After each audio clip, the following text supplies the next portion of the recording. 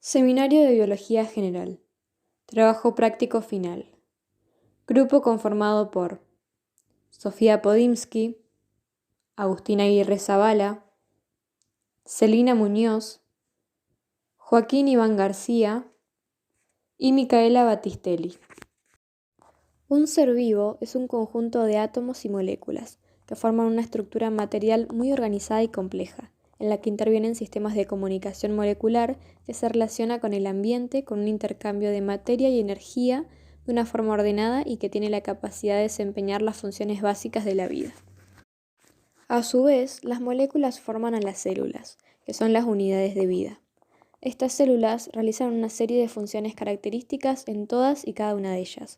Son las llamadas funciones vitales, que van encaminadas a mantener con vida el individuo, por ejemplo, con la nutrición y relación, y a perpetuarlo con la reproducción. Existen dos tipos fundamentales de células: la célula procariota, sin núcleo y pocos orgánulos celulares, y la célula eucariota, con núcleo y muchos y variados orgánulos celulares. Entre las células eucariotas podemos encontrar dos organizaciones diferentes: la célula eucariota animal, sin pared celular ni cloroplastos, y la célula eucariota vegetal, con pared vegetal y con cloroplastos. Según el número de células que formen a un organismo, tenemos dos tipos de seres vivos. Por un lado, los organismos unicelulares, que están formados por una célula, como las bacterias, virus, protozoos y algas unicelulares. Y los organismos pluricelulares, como los animales y las plantas, que están formados por un número muy alto de células. Los organismos unicelulares, que en general se les llama microorganismos, son seres vivos que cumplen con todas las funciones vitales, como crecer, reproducirse, alimentarse, reaccionar ante estímulos del medio ambiente, etc. Los organismos pluricelulares cumplen, al igual que los unicelulares, con las funciones vitales básicas, pero lo hacen a partir de procesos mucho más complejos que involucran el reemplazo de células viejas con células nuevas y la generación de nuevos tejidos. Antes de comenzar a hablar sobre los seres vivos, voy a explicar de qué estamos hechos. Los seres vivos estamos formados por diferentes elementos que a su vez se agrupan formando moléculas que constituyen las células. Estos elementos mencionados anteriormente se llaman elementos bioquímicos o bioelementos. A su vez, estos se dividen en bioelementos primarios que son esenciales para la vida, ya que sin ellos no se podrían formar las moléculas que componen la materia viva. El más importante de todos es el carbono. También encontramos el oxígeno, hidrógeno, nitrógeno, azufre y fósforo. Luego encontramos los bioelementos secundarios. Estos se encuentran presentes en menor cantidad, como magnesio, calcio, sodio, potasio, cloro. Y por último están los oligoelementos. Están en cantidades pequeñísimas como el hierro, cobre, zinc, yodo, boro, estaño, cobalto y cromo. La materia se organiza en diferentes niveles que van desde las partículas subatómicas hasta los organismos complejos. A su vez, estos se agrupan en organizaciones más complejas hasta llegar a la biosfera, que incluye a todos los seres vivos y su interacción con otros seres vivos y con el ambiente. Los diferentes niveles de organización son químico, biológico y ecológico. Dentro del nivel químico están las partículas fundamentales, el nivel subatómico, que son los protones, neutrones y electrones, el nivel atómico, que son los elementos de la tabla periódica, bioelementos primarios, secundarios y oligoelementos. El nivel molecular, que son las moléculas y virus, y luego las asociaciones supramoleculares. Dentro del nivel biológico encontramos las células, tejidos, órganos, sistemas de órganos, organismos o individuos. Y dentro del ecológico encontramos las especies, población, comunidad, ecosistema, bioma, biosfera o ecosfera. La complejidad de cada uno de los niveles de organización no está determinada solo por la cantidad de materia que lo constituye, sino por el modo en el que se combinan los diferentes componentes. Esto determina que en cada nivel de organización aparezcan características y propiedades que no son la mera suma del nivel anterior. La diferencia fundamental que hay entre los seres vivos y la materia sin vida está dada por el modo en que los elementos químicos se organizan. Los humanos estamos constituidos por células que se agrupan en tejidos, órganos y sistemas. La mínima estructura de los seres vivos es la célula, estas son formadas por moléculas que son estructuras sin vida. Las células y los seres vivos, como sistemas abiertos en interacción con el ambiente, intercambiamos materia, energía e información. Tenemos diversas características. Entre ellas las que podemos destacar son el metabolismo, la homeostasis, la capacidad de adaptación al ambiente, el crecimiento y el desarrollo, la capacidad de movimiento propio de una parte o de todo el cuerpo, incluso para trasladarse por sí mismo, la capacidad de respuesta a los cambios del ambiente o irritabilidad, la capacidad de reproducción y también tenemos la capacidad única de construirnos a sí mismos. Todos los humanos, como seres vivos, somos sistemas abiertos en interacción con el ambiente. Intercambiamos la materia, energía e información. Algo muy importante es la nutrición humana, que es un proceso multidimensional, del cual repasamos la dimensión biológica. Una dieta adecuada debería promover la materia prima para el trabajo celular, materia prima orgánica para la biosíntesis y los nutrientes esenciales que no se pueden sintetizar a partir de materia prima. La capacidad de evolucionar por medio de la selección natural distingue la vida de lo no viviente. La homeostasis es la tendencia a resistir cambios con el fin de mantener un ambiente interno estable y relativamente constante. Los sistemas biológicos, como por ejemplo tu cuerpo, constantemente son llevados lejos de sus puntos de equilibrio. Por ejemplo, cuando te ejercitas, tus músculos aumentan la producción de calor e incrementan la temperatura de tu cuerpo. Del mismo modo, cuando bebes un vaso de jugo de frutas, tu glucemia sube. La homeostasis depende de la capacidad de tu cuerpo para detectar y oponerse a estos cambios. Para mantener la homeostasis se suele usar ciclos de retroalimentación negativa. Estos ciclos actúan en oposición al estímulo o señal que los desencadena.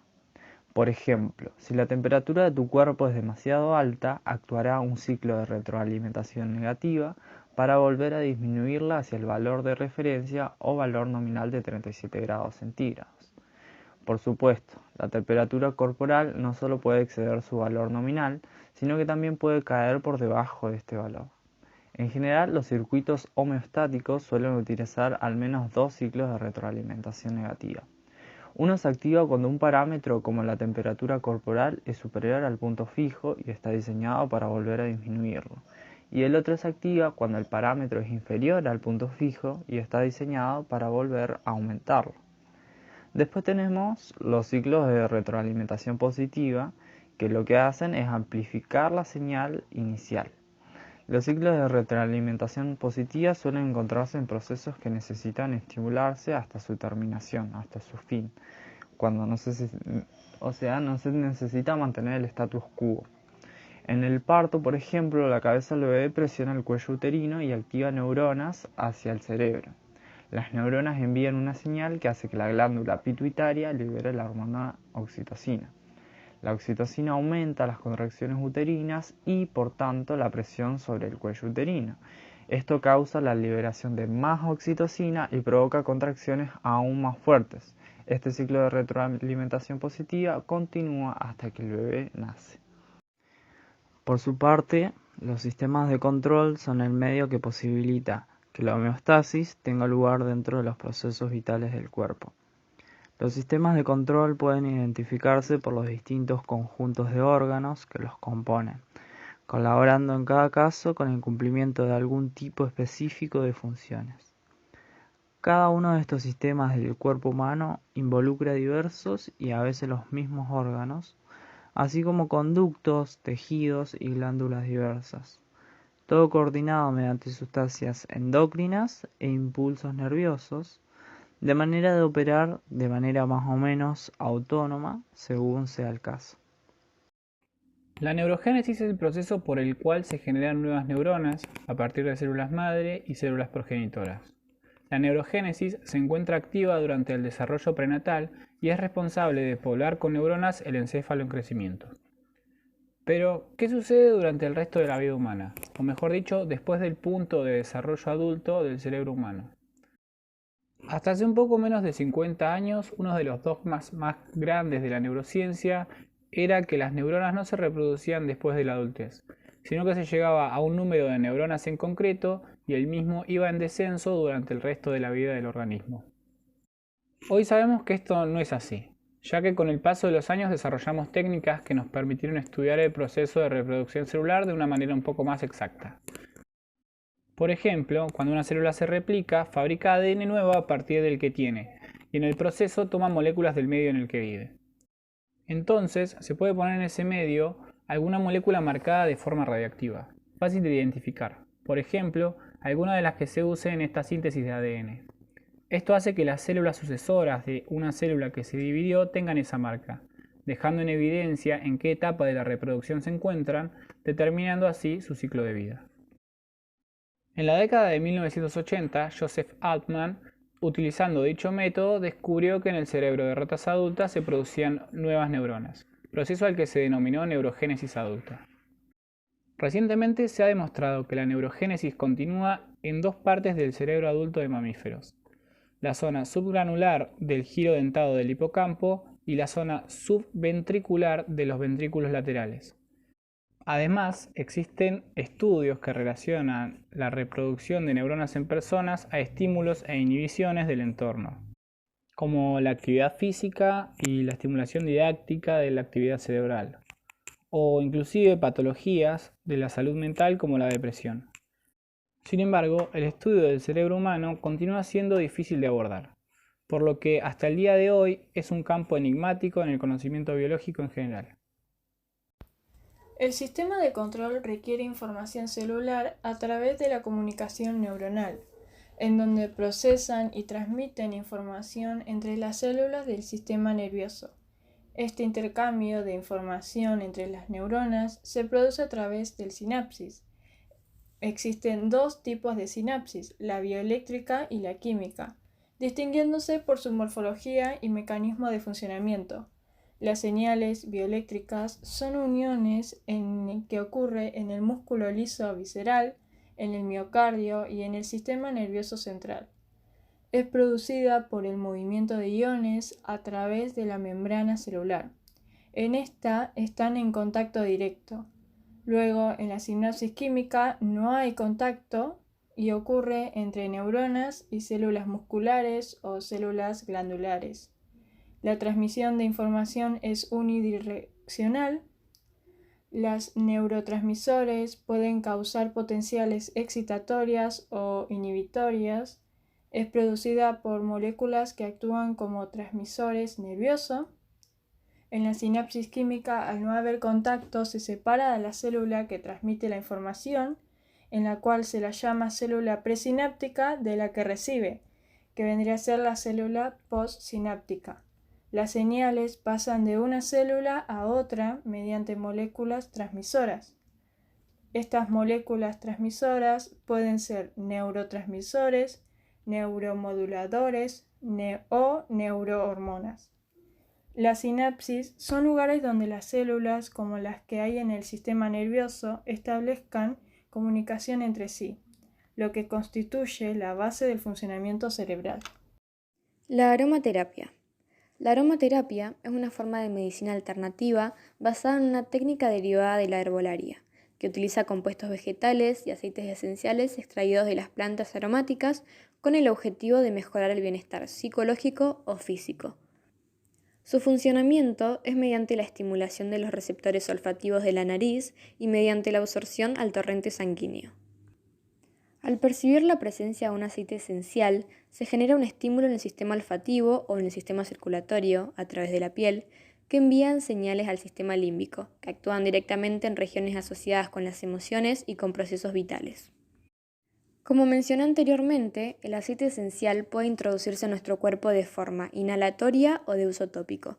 Por ende, hay diversas formas de aplicación, como por ejemplo a través de la inhalación, aromatizadores, masaje terapéutico, baños, ya sea de inmersión o duchas, mediante manilubios y pediluvios, sauna, compresas, en almohadas, pañuelos o perfumes.